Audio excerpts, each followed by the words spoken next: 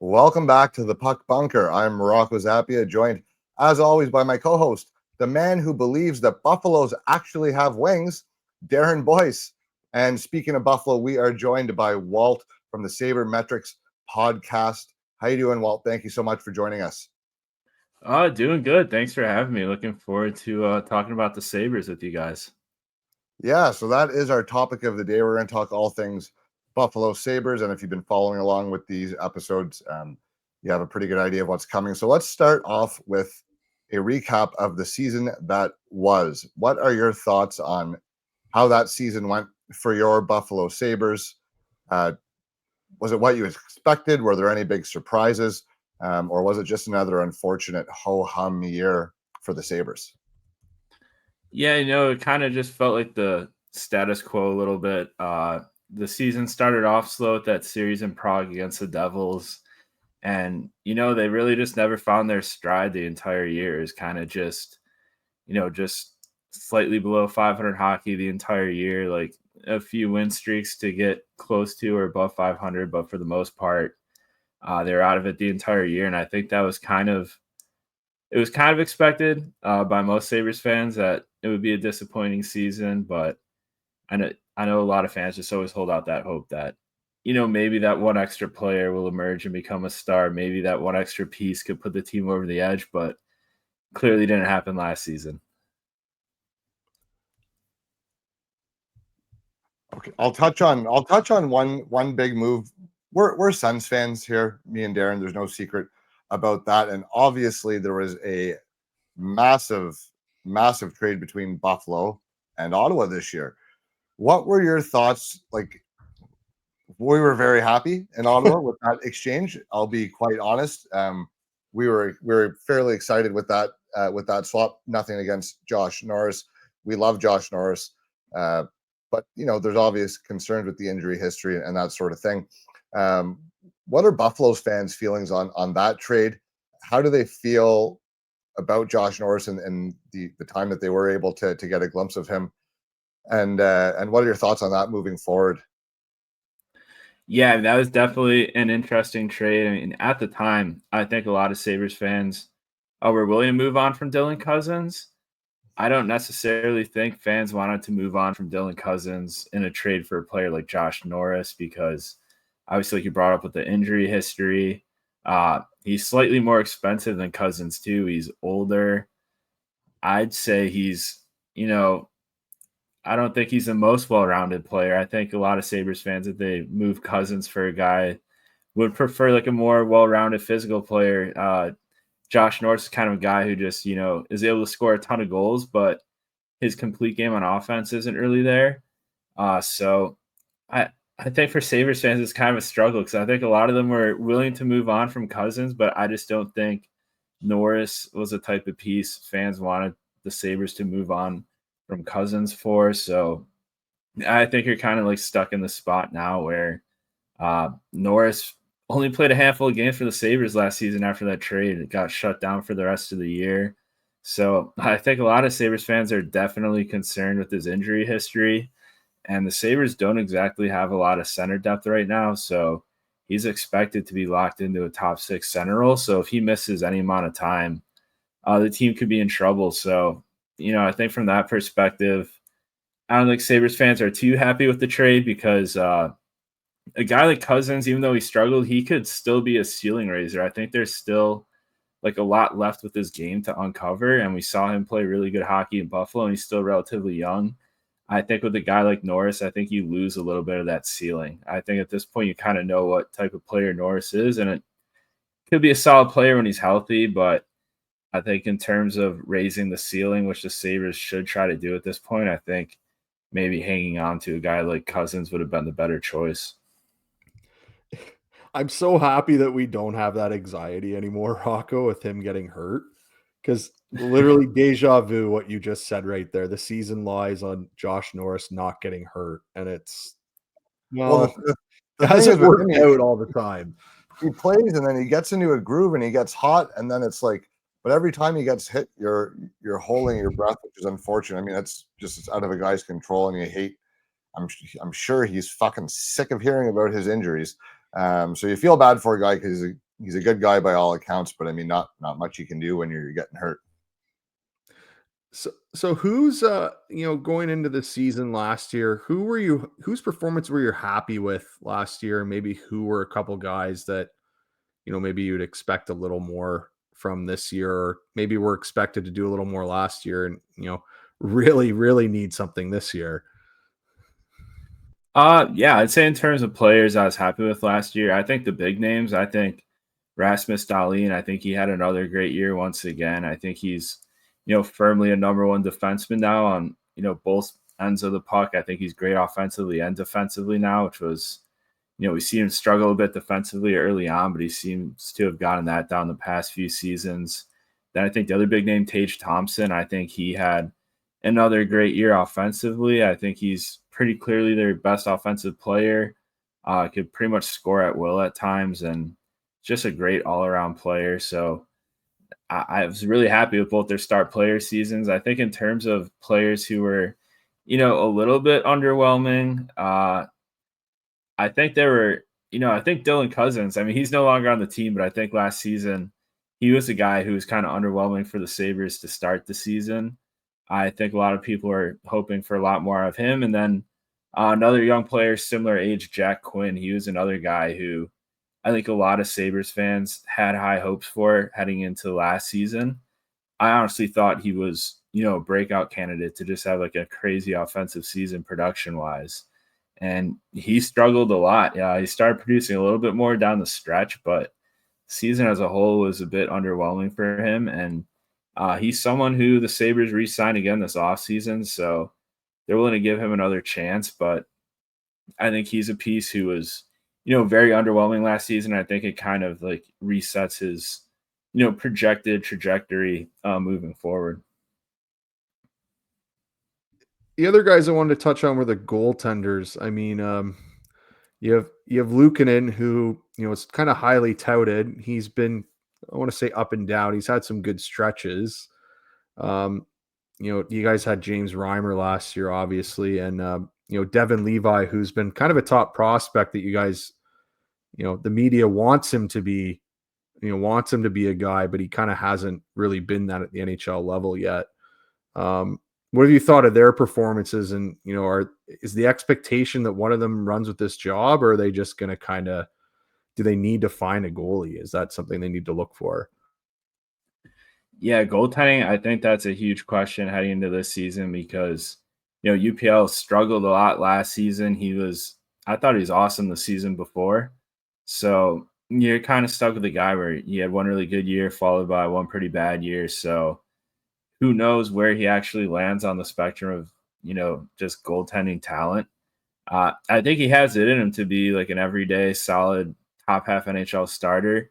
But he's got to be better than he was last season. And I think if he struggles, I don't think the Sabres are afraid to move elsewhere. And I think Alex Lyon, who they brought in as a backup goalie this year, he has that veteran experience. He's been a backup in the league for a while. So if UPL struggles, I don't think they'd be afraid to, go to Alex Lyon for back-to-back games or 3 games in a row if they need to. And Devin Levi, too, I think, signing the backup goalie, I think the expectation is for him to probably spend another full season in the AHL, obviously get called up if there's an injury. But he's someone who had a really good start to the AHL playoffs, kind of struggled in that final series. And he's kind of been a mixed bag at the NHL level as well. He was incredible when they first signed him out of college. He played some really great hockey. And even in the few seasons after, he's had some solid games. But I think it's pretty clear that he's not NHL ready yet, at least not, at that level to be an everyday NHL starter. But he's still someone who has a lot of potential. And I think if he has another solid AHL season, I think they'd be willing to give him some NHL starts next year to kind of see where he's at, depending how the season goes. And I think he's someone who they have, hope for in the future to eventually be their number one guy. Now, they made a pretty concerted effort here, and this is about a bit of a two-part. I'll start with this year's draft. They made a pretty concerted effort to get bigger, both through the draft. You look at Mertka, you look at Bedkowski, which are 2 guys that me and Darren we like quite a bit. And I felt that they went in really good spots, sort of where they should have, and both to Buffalo. So they were obviously getting bigger a focus, and that came with the departure of one of your more talented players and one of your better draft picks in the last few years, and that's JJ Peterka, who obviously moved in the trade for Doan and Kesserling. I always mess his fucking name up. Oh my god, Kesserling. Anyways, sorry, but that's the big giant defenseman that they traded Peterka for. Do you think that given the way they've drafted in previous years, which the last few years they've drafted a ton of high end skill, but typically a little bit smaller skill. You look at a guy like Constant Helenius, Zach Benson, smaller player, Savoie, who they obviously moved on for, Noah Osland. These guys are very talented players, but there was a noted change in Buffalo's draft philosophy this year. Do you think there's any particular reason for that, or maybe more coincidental than anything? I think there's definitely like a reason for it, and I think their draft change is kind of, it's kind of been able to have been seen even kind of starting kind of the last draft with some of their later round picks. I think they're definitely looking more towards, especially on defense. I think they're looking more towards like that physical type of defenseman, because I think they realize that they have Dahlin locked up for a while. Hopefully he doesn't demand a trade at some point during that contract, but they have him locked up for a while. They have Owen Power locked up for a while. They're really just needing to fill out those depth roles. So I think they tried addressing that through some of their draft picks with guys like Merca. Then you have like Adam Kleber, Maxim Strawbeck, even before that. Just a lot of depth guys. And I think with the Peterka trade, that's one where, I'd love to see what other offers they had on the table. But that's one where I think Peterka definitely wanted out, and they pretty much were like, all right, we're going to move this guy. What's like the best offer? And with that Utah trade, I think Sabres got good role players there, and I think the team has, done a good job of finding good role players the past few seasons. With that Ryan McLeod trade the year before, they've been getting guys that are more well-rounded. I just think the issue with this team at this point is that you need a ton of talent to, make the playoffs, let alone win a Stanley Cup. Like, you need an extremely talented team. I think the Sabres at this point, I just don't know if there's enough talent at the top to be able to start focusing on adding like more two-way guys, more depth guys, more physicality. Because I think physicality and stuff matters. But when you don't have the talent up top, I think it only matters so much. And I think adding those top players that, can combine physicality and skill, like the guys we've seen on Florida, like Tuch and Barkov, I think that's the end goal. I think the Sabres right now are kind of stuck in trying to add like bottom six, bottom pair depth guys onto a team that, doesn't have the same amount of skill as some other teams. And I think their draft philosophy too is changing, because I think they realize that, a lot of those first round guys they picked, like, sure, they're skilled, but there's not enough in their game for them to be able to translate it to the NHL smoothly. I think they're seeing that with guys like Isak Rosen, who's, a great AHL player, has kind of struggled in the NHL. I think Noah Osland, he's going to be interesting to track because, he did well in the AHL to end the season, but kind of struggled at first. And he's kind of a guy where it's like at his size, like how will his game work at the NHL level? So I think they're starting to realize that some of their draft picks in the past, they maybe focused too much on, one player archetype. And, maybe they're doing the same thing now, focusing too much on size versus skill. Maybe they swung the pendulum too far the other direction. I guess only time will tell. Just follow up there. Any of those kind of maybe not small, yeah, I guess they're smaller skill guys from the past few drafts. Are there any there that you think that can be, end up being kind of the top six high-end skill guy for this organization that they need? Or are you bullish on any of them? Or are you kind of, is this kind of like a reflective of the fan base or a little down on the picks that they made?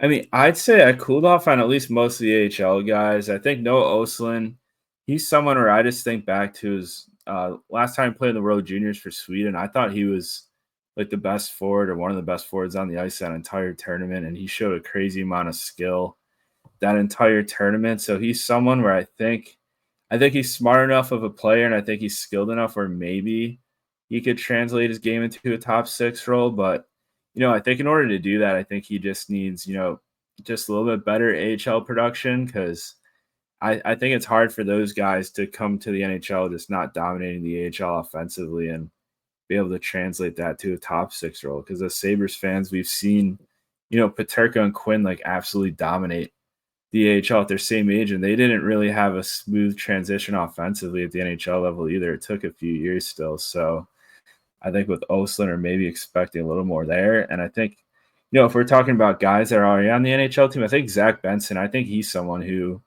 I think he could be a really good player. I think the only question left with him is, just that offense. Like right now, he's, generating a ton of expected offense. He just hasn't been able to really finish some of his chances. So I do think there's a lot of, room for his game to grow offensively at the pro level once the puck starts bouncing his way. And I think he's such like a unique smaller player where he's not, he's a pretty bad skater. And he's got decent hands too. He could score like crazy goals, but he's not like your prototypical like 5'9" forward. He's like pretty elite defensively. He's just really smart. He knows where to go. He's fearless. Like he'll be the first one in scrums. Like he'll be trying to draw penalties. He'll take dumb penalties by being over aggressive sometimes. But I think he could be a special player just because his IQ is so high. I think he's so different than some of the other, smaller forwards the Sabres have drafted. I think that's a really good read on Benson, and that was sort of my take on him in his draft year too. And as anyone knows, I'll be the first to hammer on a small guy, but you watch him play, I'm like, how can he not like it, right? Because like you said, he's in there, he's a dirty little fucker sometimes, and you have to be. He plays with a chip on his shoulder, and equally his hockey sense is very, very high end. So I think you're right, in the sense that maybe we could expect to see him take another step offensively. Now, I was actually going to bring him up, so I'm glad you did. Do you feel that he was maybe rushed along? We've seen it at times, like years ago, like growing up in Ottawa, there was maybe a tendency sometimes to rush a guy and you stunt his ultimate upside by almost, because he is so good as a two-way player, that's kind of, he becomes a career third liner sort of thing. So is there any concern that they played a small guy not drafted in the top 10 right away? And aside from that, could you just touch on the development of, I feel like Jiri Kulich had a bit of a breakout. He put his name on the map in terms of a dangerous offensive young player in the league. And then I was hoping you could touch on Owen Power's development this year and where the fan base feels he's at. Sure. Yeah, I mean, I got to start off with Benson. I think he's someone where I think that first preseason right after they drafted him, he was just like so, special just in terms of like how quick he's able to play with the top line guys. Like he was even able to score that preseason too a little bit. And he was just so smart where I definitely understand why the Sabres kept him there. I think the only downside maybe would be if you think that he maybe could have, developed his offense a little bit more in the WHL where he's like, head and shoulders above everyone else in terms of, IQ and skill. And he could have just put up crazy numbers there. Some teams prefer, guys to just dominate juniors before coming into the NHL.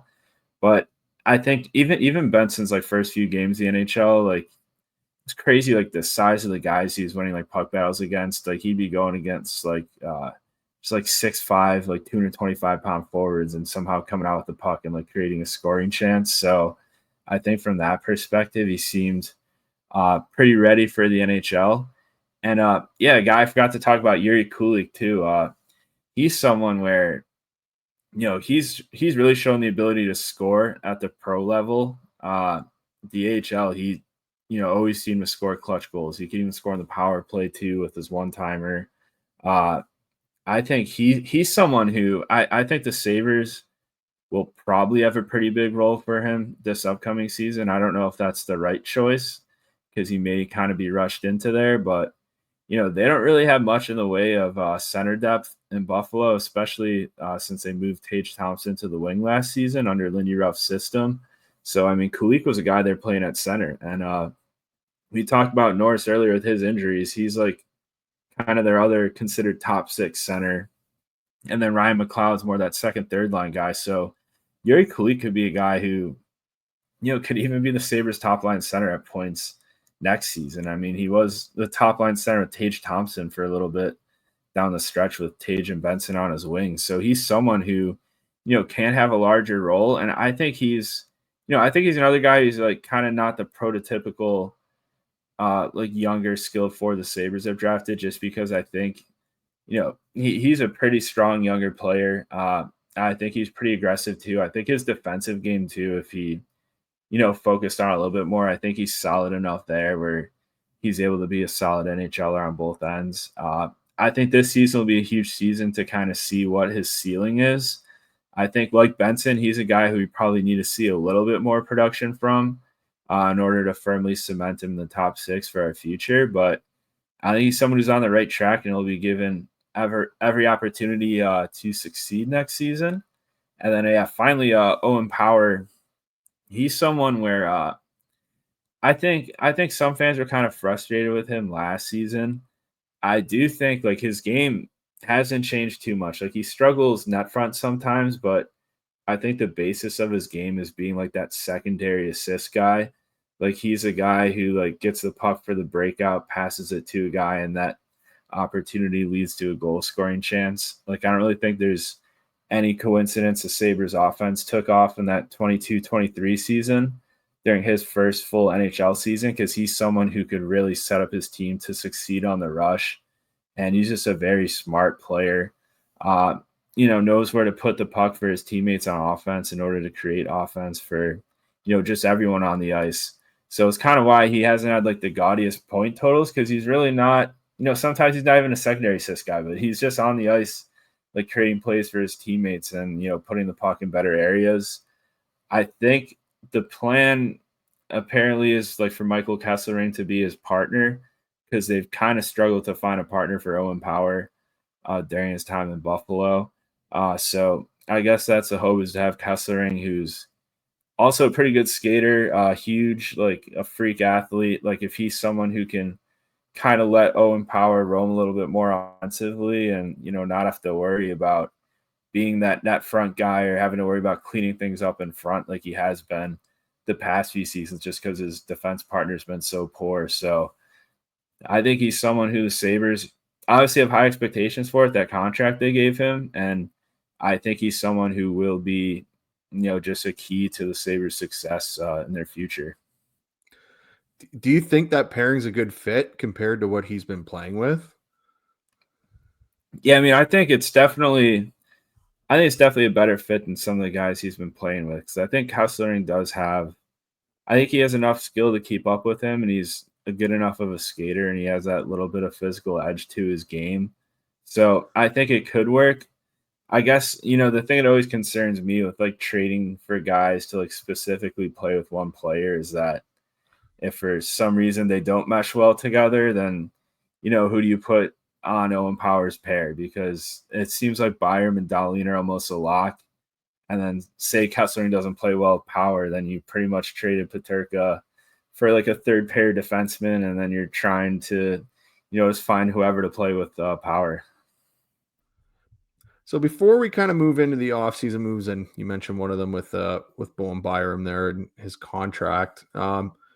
Any prospects that we haven't mentioned here that maybe the mainstream doesn't know about that you're excited about, or the team is kind of maybe touting as someone who could maybe make the team this year? Yeah, I'd say in terms of prospects, I think in the NCAA, I think they have a few interesting guys this year. I think Jake Richard on UConn, he's someone they really pushed hard to sign this past spring. He's returning to UConn for, I believe, his final season of eligibility there, or at least his final season as a Sabres prospect. And he put up great offensive numbers on UConn last year. UConn was a very strong college team last year, even won a game in the tournament. So I think he's someone who I think he's going to be one of the better players in college hockey this year. And really just an interesting path for him, like coming out of the USHL as a mid-round pick by the Sabres, going to, kind of a program like UConn, who's not exactly known for their hockey, but he's been one of the key pieces there that's kind of, turned that program around and made it like a consistent contender. And I think they should be a solid team once again. And I think he'll be an interesting player to watch. And then I think Luke Osborne, he's going to be a freshman at Wisconsin this season, a defenseman. I believe he was a USHL Defenseman of the Year last season. I think he's someone who I think he'll make the U.S. World Juniors team. He had a pretty good summer showcase. They're even giving him some power play time as well. I think he's someone to keep an eye on at Wisconsin. He's kind of a smaller defenseman. A lot of offense there, pretty skilled. So I think he's going to be a real fun player, and I think he could have a pretty large role on the World Junior team. If he has a good tournament there, I think he could be a pretty hyped up prospect. And at the AHL level, I still think the guy to keep an eye on is Noah Oslin down there. But I'd probably shout out another name, Victor Noichev. He was kind of considered like a fun pick out of the MHL a few years ago out of Russia. And, he's had some stretches in the AHL where he's been able to produce at a pretty solid rate. Last season, he kind of struggled with injuries, so he didn't really play that much down the stretch. But he's someone who I still have hope for, and hopefully with a full healthy season on a talented young Amerks team, hopefully someone who can, maybe reach the NHL someday, maybe even as soon as next season if he does well offensively. I would add one guy as well for Sabres fans to maybe keep an eye on that, and that's Anton Wahlberg. And maybe you're not looking at that guy as a future top 6 player, but big body who works his bag off. He's pretty hard in the corners and has some skill to boot. I think that's a guy who you will see at some point in his career wear a Buffalo Sabres jersey. Let's move on to the offseason. Boyce, you alluded to they had a pretty busy offseason in terms of signings. Definitely threw the bag around a little bit there. Talk about your thoughts on kind of the signings Buffalo's made this summer. What are the thoughts on Bowen Byram's contract and maybe further to that, his relationship with the team? Yeah, so Byram was an interesting situation because he was someone, it's based on all the rumors that he was someone it seemed like they're shopping around. I mean, like Frank Saravelli on his podcast even made it seem like it was like a guarantee he wasn't going to be a Sabre next season, that he was someone they were definitely going to move on from. So I don't think they're as big of a fan as a trade market as, kind of they thought they'd be. I don't really think the returns out there were what they were expecting. So, it made sense to bring him back rather than just dump him for a draft pick or something, because he did play well with Rasmus Dahlin last season. If you could fill that hole and move whoever Dahlin's would-be partner down to a different pair, it kind of helps spread out that defense group a little bit. And I also love, too, that his contract wasn't long-term, because I'm not really sure Byram's the type of player I'd be willing to, pay for 6-7 years. So I think the short-term deal works out well for the Sabres. He could still put up points offensively on this Buffalo team. I mean, we've seen it since he's been in Buffalo. Even with Dahlin and power, he's still able to put up points. He's still able to, hopefully maintain his trade value if the Sabres need to move on from him. I think ideally this past offseason, I would have loved to see him move for kind of like a forward equivalent, just because I'm not really too comfortable with their forward group right now. Like, I'd prefer if guys like Kulich and Benson, probably didn't have to play in the top 6. I prefer if, they could safely play in a third line role. So I think the forward group's struggling a bit, but, just be able to keep Byram around, it definitely makes that defense group a little bit deeper. What's the fan base think of that kind of relationship there? Because again, there was talk of trading him, talk that he doesn't really want to stick around. Are they kind of okay if they move on from him eventually? They're happy to have him back. What's the feeling there? I'd say it's probably 50-50. I think there's some people who, think Byram is better than he's actually been for the Sabres, because he's someone who's kind of difficult to tell like how good he's been in Buffalo, because he's been awesome in the Dahlin minutes and he's been horrible away from him. And, Dahlin's clearly an awesome defenseman. The Sabres defensemen away from Dahlin that Byram played with last season are clearly horrible defensemen. So it's like, is Byram like a horrible defenseman, or is he just like kind of like Tofu or something, where he's just like, whoever his partner is like how good he'll be. So I think some fans aren't a big fan of his game. Some fans are huge fans of his game. So I think that 2-year deal, I think for Sabres fans on both sides of the spectrum there, I think it kind of was okay for everyone all around because, if that trade market wasn't as hot as they thought it would be, I think a lot of people are fine with bringing him back. And I know there's some rumblings that he wasn't happy in Buffalo, but, he did extend. And for Sabres fans, like anybody willing to extend in Buffalo is a pleasant surprise sometimes, especially after we just lost Peterka this offseason due to wanting out. So as Sabres fans will take anyone who's willing to stay. Well, they have another guy who was willing to stay, Ryan McLeod. How do you feel about that contract at $5 million per for looks like 4 years here?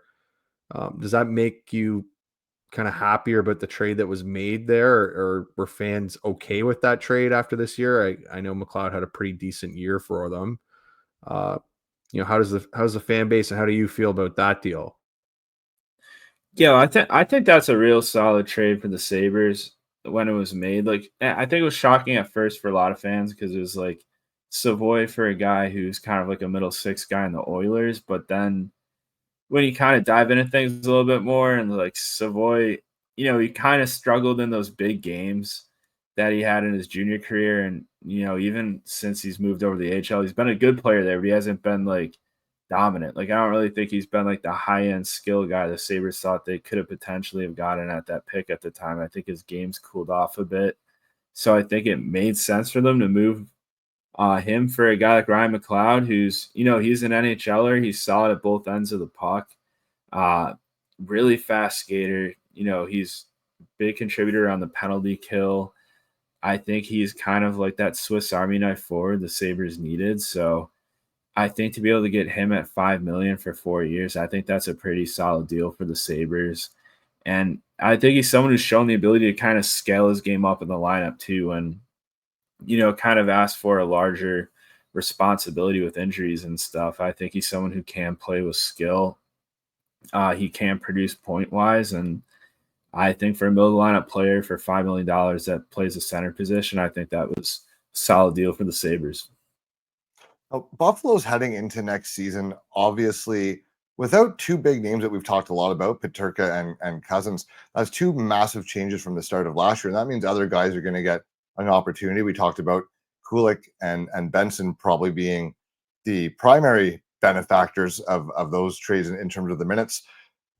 But what I'm getting at is, give me your thoughts on this kind of new look Sabres roster, and what are your thoughts on the construction of the roster heading into this season, and maybe the points, the biggest point of weakness that you think Kevyn Adams may have to address at some point in order to really put Buffalo into the conversation from away from young rebuilding squad to a team that's actually possibly a playoff contender.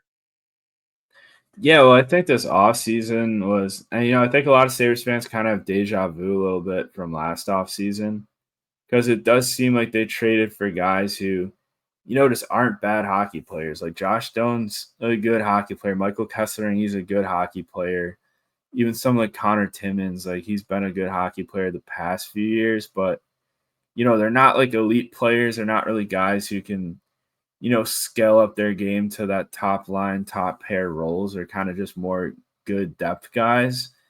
And I think I think the Sabres kind of need to look at things and be like, we have to improve our team by this much. Like, is it possible to just improve our team by this much by getting rid of a ton of talent and just replacing it with well-rounded guys? I think it's just deja vu from last offseason because we saw them bring in a guy like McLeod, and it's clear that just one well-rounded middle six piece isn't enough to kind of push the team over the top. And even someone like Jason Zucker, who they added last offseason too, another great addition, but at the end of the day, it's just not enough. So that's kind of thing with the Sabres is that it seems like on paper they've acquired guys who just aren't bad hockey players, but you need to just do a little bit more to kind of push this team over the hump. And I think that's kind of where I'm at with their offseason is that, they lowered their ceiling a little bit. I brought that up with Cozens with moving on from him. And I think, the same applies to Peterka, like losing a guy like him, losing a guy like Cozens and replacing it just with depth guys who will be at least decent for your team, but don't have that ceiling to be elite. I think that's kind of where the Sabres get in trouble with their offseason, is that it's just like, what's the goal for this team? It just seems like their goal is like praying they get to like 91 points and hoping that's enough to sneak into a wild card spot. So speaking of like their roster heading into this season, like is Tage Thompson a winger now? Like, are they just not going to use him at center? Is that kind of the game plan? Considering they're kind of, I don't know, they're a little weak down the middle. I would assume they would want to use him there. So what's the thought process behind using him on the wing? I mean, that's kind of what it was towards the end of last season. And, Lindy Ruff has like his own requirements for centers, supposedly. Like he's brought it up in a few like pressers. I don't really know what requirements he has exactly, because I don't know how Jiri Kulich fits those requirements to be a top 6 center, but Tage Thompson somehow doesn't. Like I know Tage isn't the best at like face-offs, but I doubt Lindy will push a guy to the wing just because he's not like elite at face-offs. So it'll be interesting to see what happens, because they've been playing Tage a lot on the right wing down the stretch, and their second best forward on the team right now, Alex Tuch, he's also a right wing guy. So I think if you're like, trying to put out that Tage Tuch combo again, like one of those guys they have to move. I mean, maybe they just move Tage to his left-hand side on the left wing, but also makes some sense to move him in the center too. But I mean, based on what Lindy said, based on him moving him to the wing pretty much for the entirety of the stretch to end the season, I don't know how likely it will be. But yeah, like you said, their center depth isn't the greatest, and Norris is pretty injury prone. Kulich's obviously really young. McLeod can play up in the lineup, but I don't know if you really want him to. I'd much rather have him in a second or third line role. So, their hand could be forced and Tage could maybe play center, but it does seem like they like the plan of keeping him on the wing for now. If you just follow up another guy you mentioned there, Alex Tuch. He's got a year left, just under $5 million. He's from the area. Is there any idea if they're going to re-sign him? Has there been any talk of that? Or is, there kind of some worry that he might have to be moved this year? Yeah, that's definitely kind of like the hottest discussion with the Sabres right now is Alex Tuch re-signing with the team, because, I think a lot of the Sabres fans, at least the Sabres fans that are left, a lot of them are huge Alex Tuch fans, and they're really like, I think that would be the final straw for a lot of fans if Alex Tuch were to move on from the Sabres. It really seems like the Sabres really want to sign him. Like you said, he's a local guy, and, he's shown like kind of just happiness of being a Sabre, like something we haven't seen in a while. Kevyn Adams wanted guys who want to be here, and he's someone that definitely fits that mold. But I think the concerning thing is, like, as he enters his 30s as an NHLer, as a guy who, did get a taste of, the Stanley Cup playoffs, going on a run with the Vegas Golden Knights early on in his career. I think it comes down to just a question of like, how much does he value, playoff hockey, like eventually winning a Stanley Cup? Because I think if he dedicates the next 8 years of his career to the Sabres with his next contract, I think you're at least ruling out, a deep Stanley Cup playoff run, at least for the next few seasons. Who knows what happens eventually down the road. But I just think looking at the NHL playoffs this past season, looking at the NHL draft with, what teams, were kind of looking for at those top picks, I think Alex Tuch kind of fits that mold perfectly of what teams are looking for in the playoffs now. So I think the demand out there for him would be crazy. I think he could probably sign with whatever team he wanted to. So I think it's going to be a tough situation, because, I could see, either thing happening, him re-signing long-term or him leaving. Like, I don't know what the right answer will be, but I know for a lot of Sabres fans, if he were to leave, that would be a lot of fans, kind of just final straw. Now, you mentioned that kind of entering his 30s, he's at the point in his career where winning and being in a contending environment is as important or more important than kind of securing the bag for these guys, because they're all set at that point in their career. So how much do you guys need to balance, and how much expectation is there, I suppose, for internal improvement, like just via natural progression, as all these young players, like, look, you guys have had a ton of high picks since the 2018 draft, really. And these guys are all about to start hitting their mid 20s, and in turn their prime years. So how much patience is there for the natural progression of your young core of guys versus the impatience of having to wait for these guys to hit 24, 25, 26 years old and get older and develop, and how much leeway can you give the team before you say, okay, like, fuck, like, we gotta get in the playoffs now, and there's only so much drafting and development that we can preach before it's time to kind of make sure you can keep a guy like Tuch and promise him that you're going to go win. I think their patience is running thin in some ways. So I think we're looking at like that kind of, Sabres last generation of like young players moving to the NHL. Like they had the kid line with Cozens, Quinn, and Peterka, and Cozens got traded, Peterka got traded, Quinn, who is probably the worst of the three last season, he's still around in Buffalo, but not on a long-term deal, on a shorter-term deal because he really struggled. So I think with some guys, they don't really have like that long of a leash in terms of what they're able to get away with, because they moved on from Cozens pretty quickly, because I think that was an area they could look to where here's a guy who a lot of other NHL teams are interested in. Are some guys on the team are unhappy, like Rasmus Dahlin may be slightly unhappy, like he did meet with Kevyn Adams like shortly before that trade. So I think Cozens was kind of an obvious piece to move on from, and I think you could say the same thing about the next generation of younger players too. Like I think some of the guys may be a little bit harder to toss in a trade. Like what's a team going to trade for Noah Ostlund? Like that would obviously have to be a part of a larger package. But you have that next generation of younger players coming up with like Kulich and Benson. And, I think that's where it gets interesting, is if they struggle this season and their top guys are unhappy, like which pieces do they look to move? Like, do they look to panic move some guys?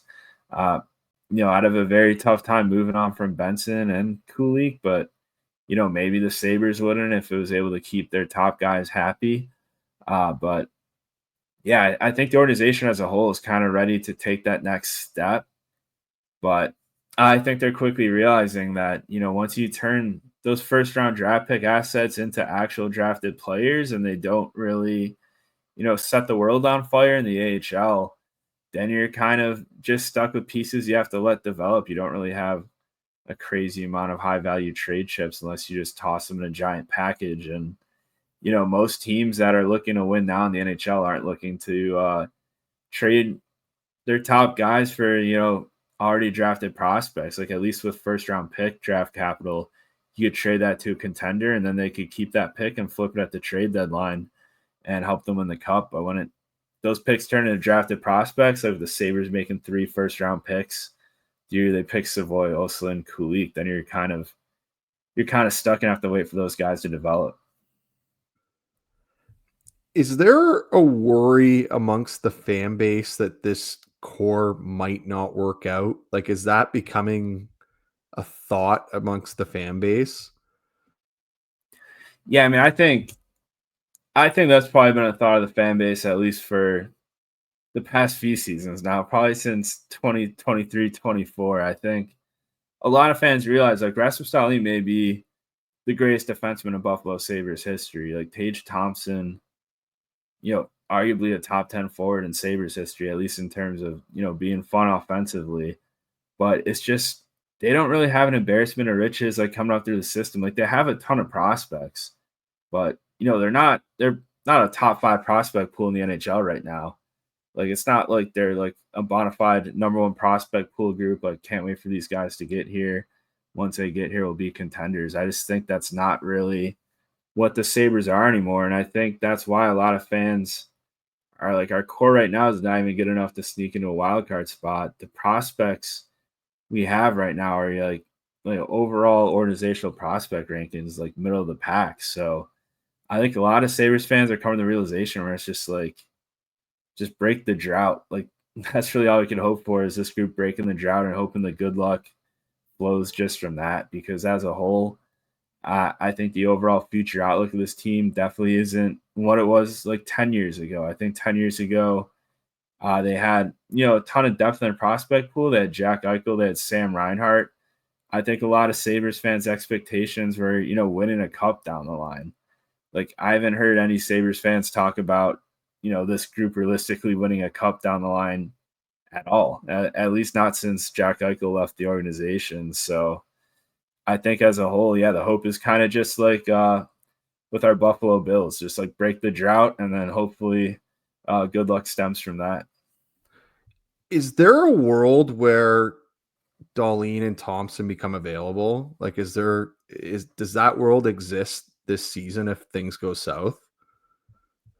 I'm always afraid to say it, but I do think it could be a possibility. Like, I don't really have any inside info on it, but it's like if Sabres finish with like 85 or so points this season, like, with all these guys, like with Thompson and Dahlin, who've been probably told every offseason, like, oh yeah, we're working hard to kind of change things around to add guys. Like, they haven't the past few seasons. I mean, they almost made the playoffs in 22-23. They haven't really made any big splashes since then. So, I think patience is kind of wearing thin for their top guys, where it's like, who knows if this team will actually go through with adding guys this offseason, because your GM's, doing press conferences where he talks about how difficult it is to get guys to come to Buffalo, like kind of like trashing like the taxes and the lack of palm trees. So it's like, it doesn't seem like the GM's confident at all he could add players. So like, why would guys like Thompson and Dahlin be confident that,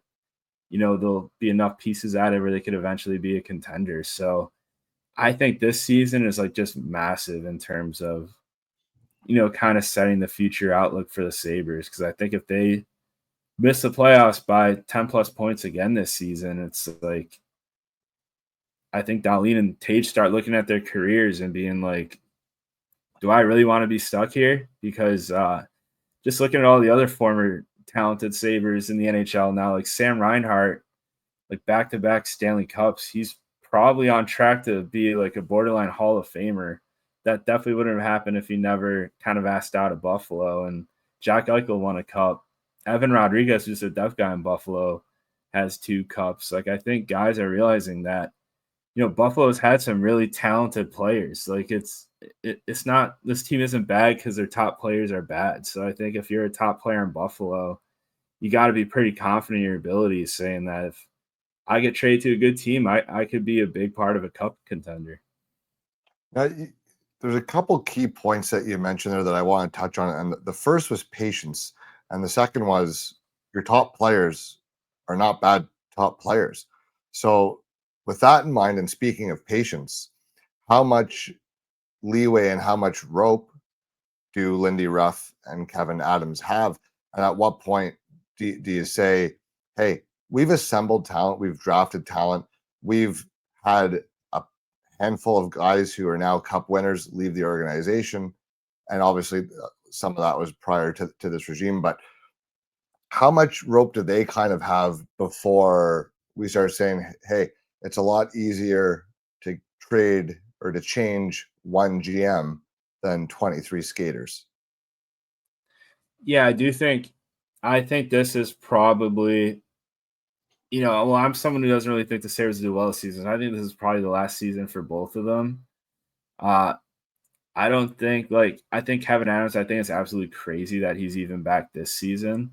Like, just seeing like the Athletic, like front office confidence article that came out, Sabres, like with their own fans across the border, like 32nd in almost every category. I think they might be like 31st in one category, but I think it's crazy that they brought him back after the last season he had, where I thought it was kind of a failure as a GM in terms of putting this team over the top.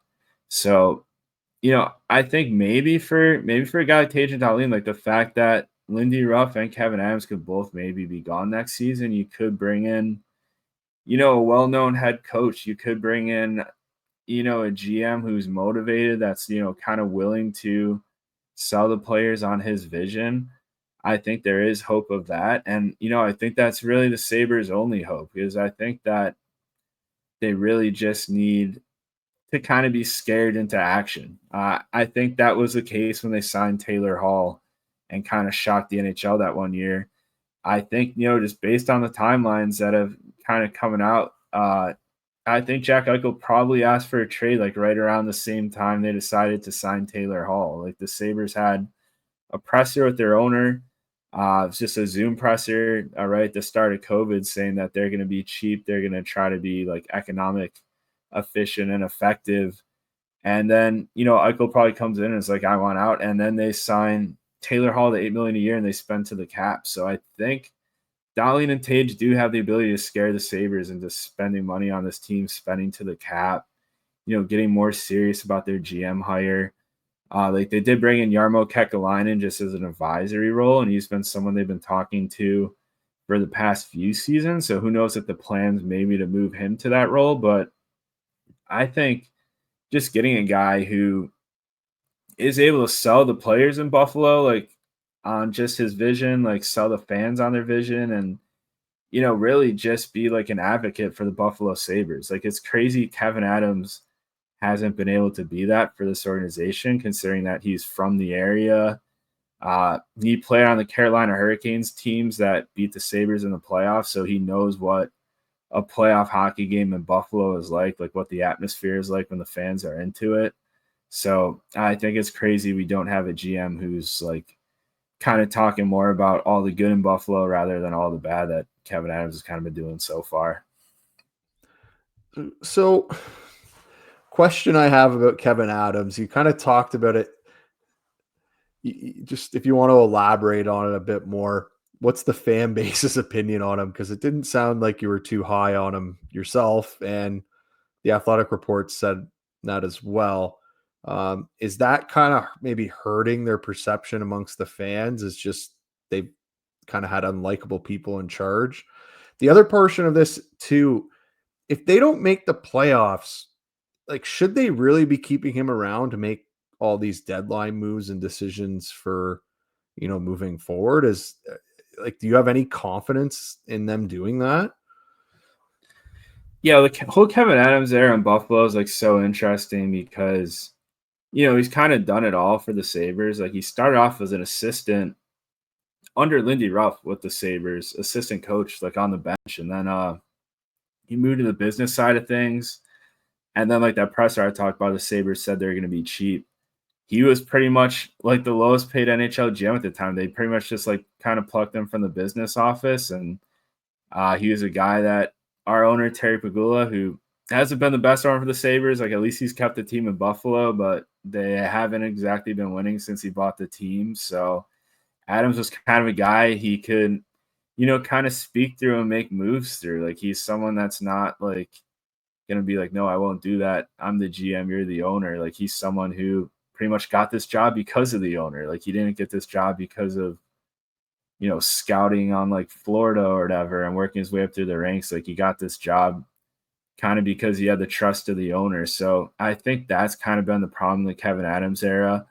Like I think the Kevyn Adams era arguably worked at times like 22, 23, because, sometimes it's nice having a GM who's just like willing to hear from everyone, willing to hear from the scouting department, willing to hear from the coaches on what they think about guys, like willing to hear from the analytics department. But, at the end of the day, I think you do need, kind of a more controlling figure at GM who's willing to make the bold moves, who's willing to, or even just able to make moves without approval from ownership, kind of willing to act on their own. So I think that's kind of been the downside of the Kevyn Adams era. And yeah, I think the fans are definitely, tired of this era. Like if you just look at any like Sabres social media post, like throughout this offseason, like the comments are just flooded with like fire Kevyn Adams and like, I don't care about this team anymore. And I think it really affects like, just everything the Sabres are trying to do. Cause like they're trying to like rebrand themselves like as this fresh new team just trying to make it. But I think when all the comments are like fire this guy and then you're going to introduce him during the home opener. Probably he's going to get booed out of the building. Like, what do you think if you're a Sabres player in like a half-filled arena booing your GM as loud as possible on opening night? Like, it's just not a good look for the organization. If it makes you feel any better, I've endured that pain myself with the team we cheer for. So that did happen. That did happen with Ottawa too. I'm sorry it's happening. That storyline sounds oddly familiar to me. Is exactly what I was thinking, boys. I got one or two more, and I'll give Boyce chance to get one or two more in here. But what do you think? And I think maybe you may have just alluded to it, but what do you think is going to be the number one storyline this year for the Buffalo Sabres? I think the number one storyline for them this season will just be, I think, really just their start to the season and be able to like play good hockey consistently throughout the season. Because I think there's so much pressure on them, breaking the drought this season, that I think just really the game-to-game stuff with the Sabres will be the most important thing. Like just, consistently outplaying the opponents, like coming out the gates hot, not cooling down. Because I think, this drought's looming over the entire organization's head, and I think it puts a ton of pressures on the Sabres players and the front office to kind of get things done. And I think that gets so much harder if you start pretty slow out the gates and have to kind of pull off a miracle to even make it to the playoffs. So I think for them, I think it's just that game-to-game consistency, coming out the gates hot, just focusing on just winning games throughout the season. So I'm going to ask you this. Would you, hypothetical here, as a fan of the team, would you rather they broke the drought this year, or would you rather they got first overall in the draft next year? That one's tough because I don't know how many more first overall picks I can take as a Sabres fan. I never thought I'd say that as like an NHL draft fanatic who always dreamed of the Sabres getting the first overall pick, and now they've had, Dahlin and Power. But I think in terms of the Sabres winning the cup in the future, I think getting the first overall pick would be more important, just because I'm really not that confident in this core. But, at the same time that I think about it, it's like if they were in a position where they were like kind of bad enough to get the first overall pick, you'd probably have guys like Dahlin and Tage pretty upset. And even a guy like Tuch, who they're trying to extend, being like, I don't want to sit through another rebuild. Like even Gavin McKenna, even with how good he is as a prospect, it takes a while for guys to adjust. I mean, we've seen it with like Bedard. So I don't know, that's a tough one, but I'll take Gavin McKenna though. I think we could rebuild with him. He's happy to rebuild, Rocco. You know what? When you're talking a 4 to 6 game playoff appearance versus a guy who could be a franchise cornerstone, that obviously 32 teams would want to have, I think that's an obvious choice. Well, I want to thank you for your time, and I'm going to leave you with one last one. First number that comes to mind, speaking of the draft, Buffalo will draft what spot overall this year?